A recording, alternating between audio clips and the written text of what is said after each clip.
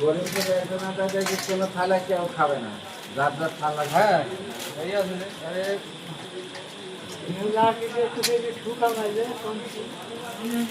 হ্যাঁ,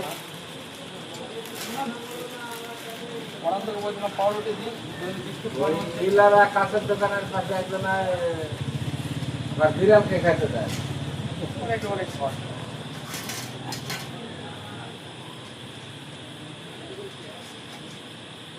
জল খেতে চায় না আমার থেকে সবাই বিস্কুট দেয়।